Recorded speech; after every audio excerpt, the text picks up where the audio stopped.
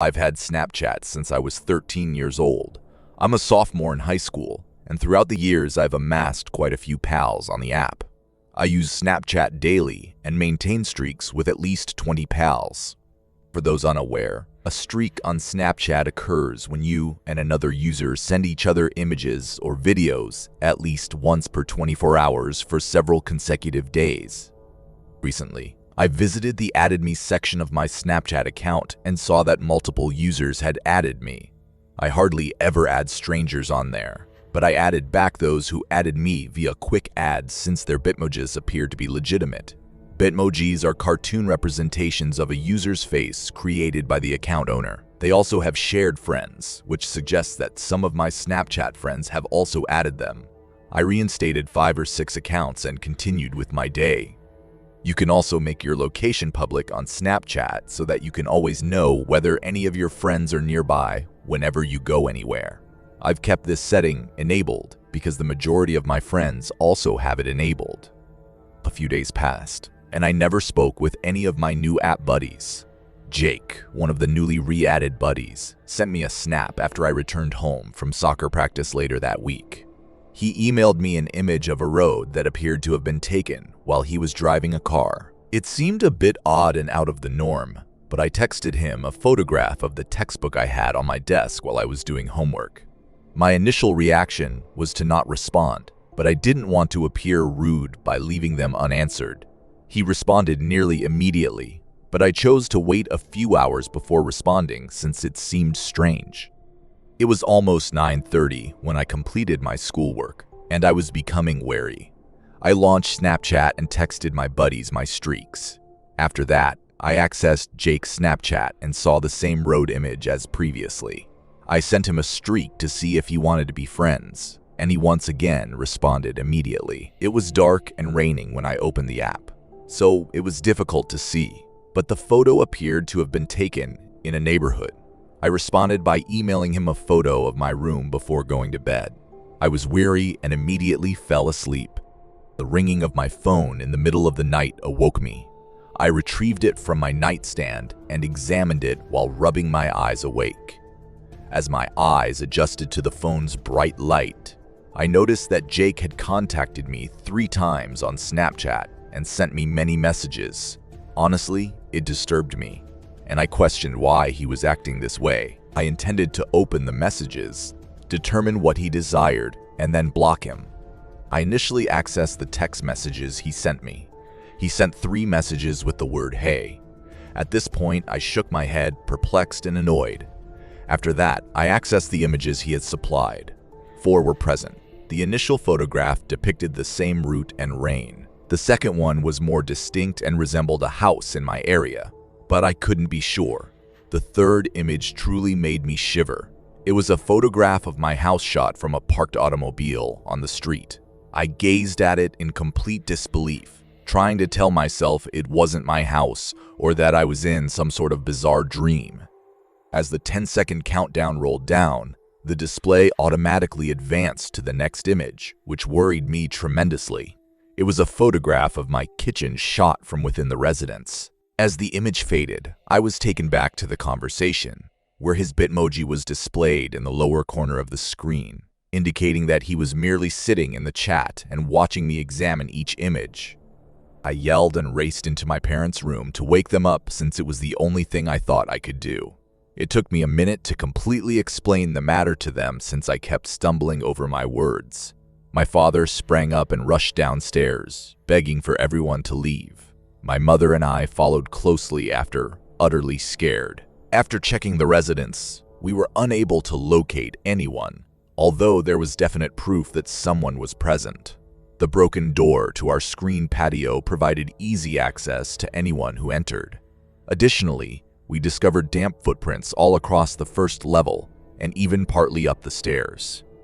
We contacted the police, who responded and conducted a thorough investigation. I was required to hand over my phone so that they could extract any evidence and identify this individual.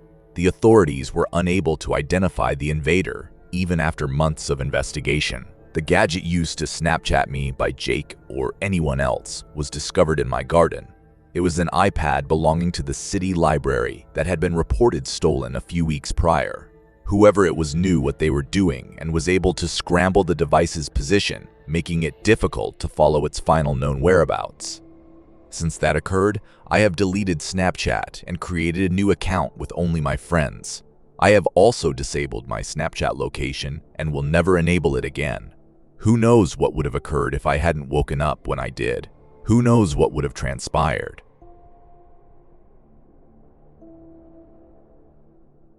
This incident occurred during my first year of college. I was prepared for finals week as the first semester neared its conclusion. As an engineering major, it was advantageous for me to live just across from the engineering building in a residence hall. My roommate was named Harley, but he was packed up to return home permanently. He dropped out of college during the last week of the first semester, so I suppose it wasn't working out. The Christmas holiday ended, and the new year began. As the second semester came, I was enthusiastic and eager to finish my freshman year of college in a few short months. My school informed me that I would be receiving a new roommate for the second semester. After the break, I returned to the dorm and unpacked my belongings in preparation for the arrival of my new roommate the next day. I also spent some time cleaning, since I didn't want his initial image of me to be that of a slob. I fell asleep at 11 p.m. that night until I was awakened by a knock. I half awoke, but shortly began to nod off again. The second time I heard it, it was considerably louder. I stood up and headed to the door, where I peered through the peephole to see a person standing outside. I groggily answered the door and said, "Can I assist you?" The stranger's reply was, "My name is Ricky. It is my dormitory." "Oh," I said, "I assumed you wouldn't arrive until tomorrow." He disregarded me and walked by me into the dormitory. It was unpleasant and uncomfortable to be in the same room as a stranger. I tried not to judge a book by its cover, despite the strange emotions he gave out. After some time, and as he was settling in, I said, "I am retiring to bed. Good evening." As I lay down in my bedroom, I realized that someone called Emmy had added me on Snapchat. I did not know anyone called Emmy, so I looked up her Instagram handle to determine whether it was authentic. I discovered an account with an identical username, over 1,000 followers, and the name of my college in the bio. The account was secret, but it appeared authentic. I believed Emmy was a mutual acquaintance or something, so I reinstated her. The following morning, I awoke to my alarm clock and saw that she had sent me 2 Snapchats. I uncovered them. One was a photograph of the campus's main structure, while the other was a text message that said, "Hey." I answered, "Hey, what's going on?" To my astonishment, she opens and responds to the snap immediately. Throughout the day, we had intermittent conversations, and she seemed like a great person. She inquired extensively about my life, such as what I am studying and what sort of music I enjoy. We appeared to get along rather well. Anyway, when I returned home later that evening, I continued to receive odd feelings from Ricky. As soon as I entered the house, I heard Ricky's bedroom door slam shut. I didn't get what he was doing, but I attributed it to his shyness. I entered my room and prepared myself for bed. As I reached into my bag, I saw that several of the folded garments were wrinkled and clumped together. I immediately wondered whether Ricky had gone through my belongings while I was away, since I knew I had not done that. I went to bed and promptly fell asleep. After my first day of classes, I returned home and rested in the living room, as Emmy sent me Snapchat photographs from the lecture hall she was in. I grabbed a bite to eat and sat down in the living room when she stopped reacting for a while. Then, Ricky entered the room via the door. After recognizing me with a nod, he went straight to his room and closed the door after acknowledging me with a nod. I had hoped to engage in discussion with him, as we'd only spoken for a minute total since we'd met. I had no idea why he was acting so strangely, or why he didn't even want to get to know me, given that we were living together. It felt quite odd that he would not even speak to me. I certainly didn't want to spend a whole semester feeling awkward around a stranger I didn't even know casually. At night, when I lay in bed, I had difficulty falling asleep. I tossed and turned but was unable to find comfort because Ricky constantly placed pillows over the vents. The dorm was ice cold. Normally, I would have removed them, but his cold demeanor made me hesitant to ask if I could move them. As I lay there contemplating how odd he was, I heard the door to my room creak open. I attempted to slow my breathing and close my eyes to seem sleepy. I attentively listened as I heard the floorboard quietly creak before opening one eye to see Ricky enter my room. I saw as he stooped over and began searching through my bag in the corner of the room. I was terrified and didn't want to ask him what he was doing should something horrible happen. After a few moments, he crept out of my room and shut the door. I was now totally awake. My thoughts raced as I pondered what he could have possibly been doing in my room, particularly in the middle of the night. I sent Emmy a Snapchat message explaining the situation, but she did not react, so I figured she was asleep. Hours passed and I eventually got out of bed. I walked into the kitchen and prepared some ramen to calm down. As I sat down to dine, I observed Ricky's door wide open. The light from the kitchen illuminated his bedroom. I contacted Emmy a second time, explaining that I was still up due to my scary and bizarre roommate. Just as I gave her the photo, a dim glow emanated from Ricky's nightstand in his bedroom. I sprang to my feet and moved a few steps closer to his door till I could make out that it was his cell phone. I sneaked into his room, snatched it off his nightstand, and returned to the living room area, where I sat down and touched on his screen. As the screen illuminated, I felt my face grow white as I read it. I sent out 2 Snapchat alerts. I placed the phone on the kitchen table and immediately walked to my room. I shut the door and put all of my belongings into my luggage and other bags. As I passed by his room, I observed Ricky moving about in his bed, indicating that he was awake. As I prepared to go, I heard him stand up. He said, "Where is my phone?" In a grave manner. I remained silent and left the dorm as fast and silently as possible, never to return. I spent the night in my friend's dorm, which was located in the complex across the street. The next day, I sought a dormitory switch from the school, which I ultimately received. I'll never know what Ricky's intentions were, but I'm grateful I'll never have to find out. My name is Bailey, and I am 24 years old. I just moved into a new apartment due to issues with my previous neighbor. I'll attempt to keep this section brief. He was of middle age. One morning, as I walked to my car after leaving for work, I observed him looking at me through his window. Eventually, as time passed, I would glance out of the corner of my eye and see him gazing. His pranks became increasingly bizarre as time passed. One night as I was drifting off to sleep, I heard a buzz from the vestibule. I felt that was odd, considering I was unprepared for guests. I cautiously opened my door and crept into the hallway to see who was outside. As I peered over the bend of the stairs, I was greeted by the eyes of the man who had been staring at me for years. He waved and grinned menacingly. To avoid making things much stranger than they already were, I approached the barred glass door and asked, "Can I assist you?" He hesitated, but then said, "Hello, may I please enter? I believe that we should be buddies." It was quite weird, and I found the setting to be rather eerie. I gave him the benefit of the doubt and attempted to believe he was only being courteous. I respectfully remarked, "I regret that I cannot tonight. I must get some sleep."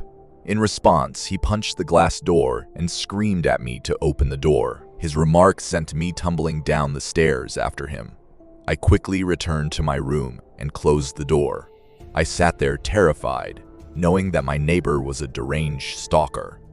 I ultimately found a new apartment since I did not feel secure. It was 20 minutes further from my workplace, but it was worth it because I no longer had to deal with him. In any case, time passed and I eventually used to live in an apartment without a stalker. As I was getting ready for work one morning, I received a message that someone had added me on Snapchat. I realized that it was my high school best buddy Hanson as I opened the envelope. I re-added him to my contact list and we discussed it for the first time in years. We exchanged text messages throughout the day, and he ultimately asked if I wanted to hang together on Friday. I responded affirmatively and proposed that we revisit the bowling lanes where we used to spend our weekends in high school. Hanson informed me that he might pick me up at 7:30 a.m. on Friday, so I prepared at my apartment. I looked at my phone at 7:20 and realized I had forgotten to tell him my address. When I opened the app to send him a message, I saw he had sent me a 7:15 black screen snapshot with the message here, "No rush." I retaliated by stating, "How did you figure out where I live?" "Hello."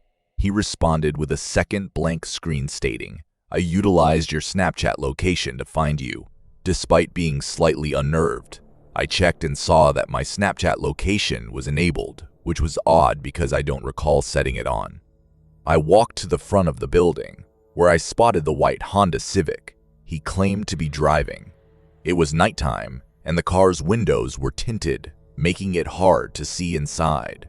I was around 5 feet away from the passenger side door when the driver's side door opened and Hansen exited. He began strolling around the car toward me as if he were going to open my door. It surprised me since it didn't seem like something Hansen would do, given that we were usually just high school pals. As I drew closer, I began to realize that Hansen's appearance had changed. He appeared taller than I recalled him being. The closer I approached, the better I could make out his face, and that's when I discovered that it wasn't Hansen. I originally believed I had the wrong automobile, so I pulled over and apologized, explaining that I mistook him for someone else. The man made straight eye contact with me after looking up. It was the stalker from my previous residence. I shouted and ran as quickly as I could into the vestibule. He pursued me while shouting for me to stop. As soon as I entered the building, I dashed up the stairs to my room. As I reached the top of the stairs, I turned to see him rushing towards the entrance. He managed to shove his palm in the door just in time to prevent it from locking, and it flew open. Everyone in the flat most likely heard me scream as I rushed to my room and struggled with the door key. I opened the door and closed it behind me as I heard the person pursuing me approach on foot. And just as I entered, I was able to lock the door chain before he charged it. The door was half open since it was not completely locked. The door lock was the only thing protecting me from him. He yelled for me to open the door. I pushed as hard as I could to close it completely. He put his hand through the door's little crack, but I was able to shove my whole weight on it and crush his hand. The neighbors must have heard the noise since a couple of men confronted him and frightened him away. I felt as if my heart was racing 1,000,000 times per second and thanked them for their assistance. I went to the police and obtained a restraining order against him, and I want to take him to court this spring. I am quite fortunate to have escaped from him. If there's one thing I've learned from all of this, it's to always verify your online conversation partner before meeting in person.